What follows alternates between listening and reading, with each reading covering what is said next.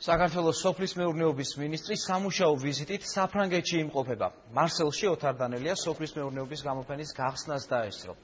ვიზიტის ფარგლებში გამოფენები მოეწყობა ევროპისა და ხმელთაშუა ზღვის ცივილიზაციათა მუზეუმში, სადაც ქართული ღვინის კულტურის შესახებ მუდმივ მოქმედი კუთხე იქნება წარმოდგენილი. სტენდზე ტრადიციული ღვინის ჭურჭელთან ერთად ქართული მარნის ატრიბუტები, ისტორიული არტეფაქტები და სხვა მნიშვნელოვანი ინფორმაცია იქნება წარმოდგენილი.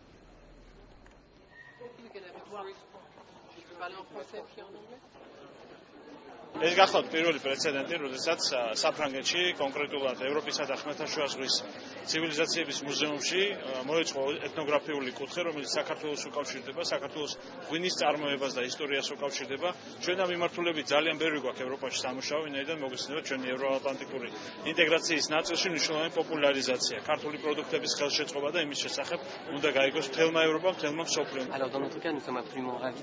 დღეს მუზეუმში ხმელთაშუა ზღვის რეგიონში სოფლის მეურნეობისადმი მიძღვნილი გალერეა მოეწყობა. დიდი პატივია წარუდგინოთ საზოგადოებას ექსპოზიცია, რომელიც მთლიანად ღვინის კულტურას ეძღვნება. ამ მხრივ უნდა აღინიშნოს ჩვენი მჭიდრო თანამშრომლობა საქართველოს ეროვნულ მუზეუმთან. საქართველო წარმოადგენს კაცობრიობის ისტორიაში მეღვინეობის ერთ-ერთ უძველეს კერას.